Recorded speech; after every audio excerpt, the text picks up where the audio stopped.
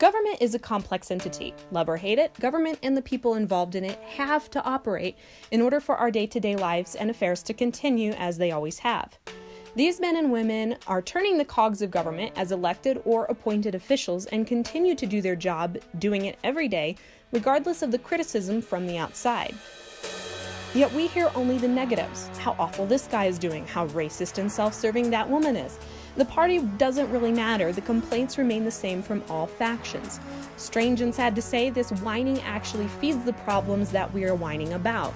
I'll use racism as an example. While segregation was wrong and had to stop in the 60s, the problem actually began much farther back in the name of freeing the slaves. Abe Lincoln hated blacks, and his ultimate goal was to ship them to islands like Indian reservations, only with water between them and the mainland.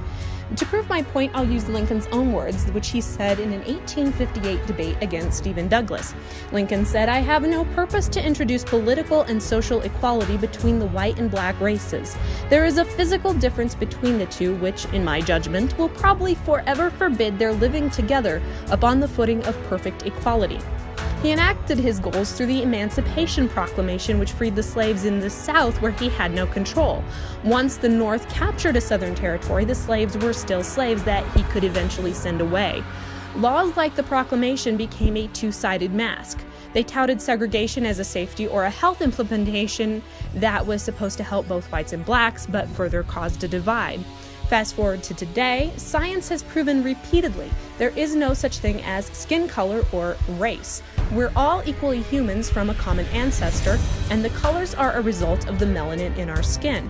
One color, but different shades or intensities, like light to dark blue. I'll spare you the whole science lecture.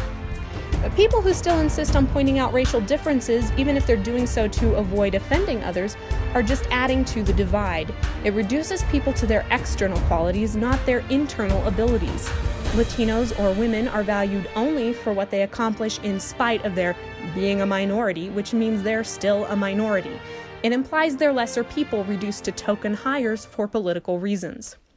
Even complaints in the form of calling someone a racist, while it may sometimes be true, assumes that that's the only reason they act the way they do, and further defines us by societal boxes. It's the new 21st century form of segregation. It's the same when pointing fingers at state or federal government. Over and over, we gripe about the way things are but refuse to even vote.